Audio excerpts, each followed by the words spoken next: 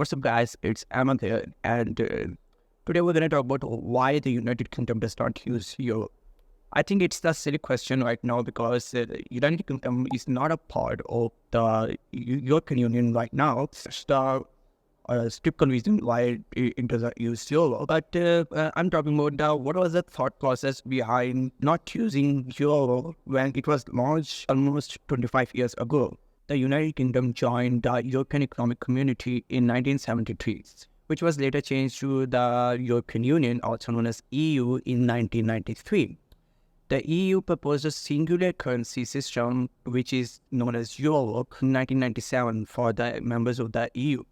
And most of the members of the EU adopted that currency in 2002. But United Kingdom was not one of them, and it adopted that currency. But if we talk about the general opinion or general insights, then we can say there are some cons and pros using euro. The first one using euro is that there will be simpler economic trade between the members of the European Union, as there will be no fluctuations in the exchange rates, and it will be beneficial for the businesses and investors doing trade between these countries. And on the other hand, when a currency, which is euro, is backed by a lot of economies, then it may eventually emerge as a competition to the United States dollar. But there's a big con to it, which is giving too much economic power to the European Central Bank, which actually handles the interest rates for the EU countries. But when this currency was first proposed, the Gordon Brown, who was the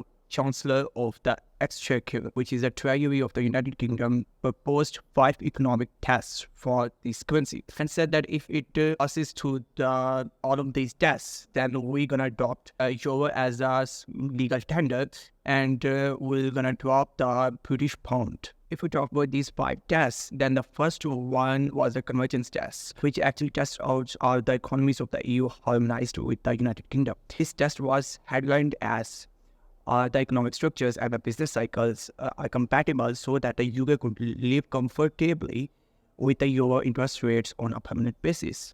At the time, the United Kingdom made up of the 20% of the eurozone.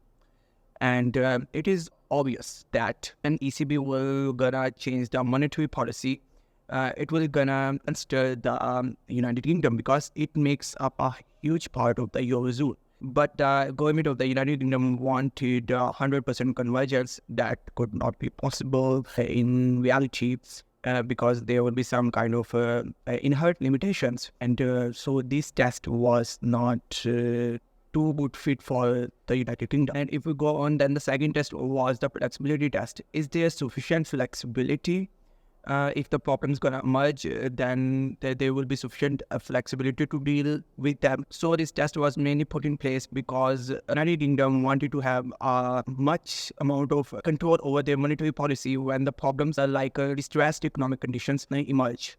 So they wanted some kind of control over making the monetary policy. The third test was how the investment will be affected. And it was headlined as, will adopting the euro will make better conditions for the firms to invest in the future. And it was concluded that it was the consequence of the first 2 tests. As if there will be some kind of convergence and flexibility, then this single currency system will make better conditions for the better investments in the future. Fourth test was a financial services test. How it will affect the financial services. As we all know, London is the biggest financial hub in the world, and it's still now. So it can be concluded that not adopting euro had not adversely affected the United Kingdom. And the last and the fifth test was will it affect the growth, sustainability, and the jobs of the United Kingdom. And it is the most fundamental test. And we all know the United Kingdom has grown very greatly, and without adopting euro and not adopting euro, but did not adversely affect the United Kingdom. So these were all the 5 tests. But what are the results we can conclude right now? So if we look at the inflation rate before 20 years of euro and after 20 years of euro, and compare the inflation rates of the United Kingdom with the other G7 countries, Great 7 countries, which are part of the European Union, which are France and Germany. And then we gonna conclude that there is big fluctuations in the inflation rates in United Kingdom as compared to the Germany and France. So we're not going to say that not adopting euro was a bad thing for the United Kingdom, but it's also not a good thing for United Kingdom. On the other hand, if we talk about euro has emerged significantly over these years.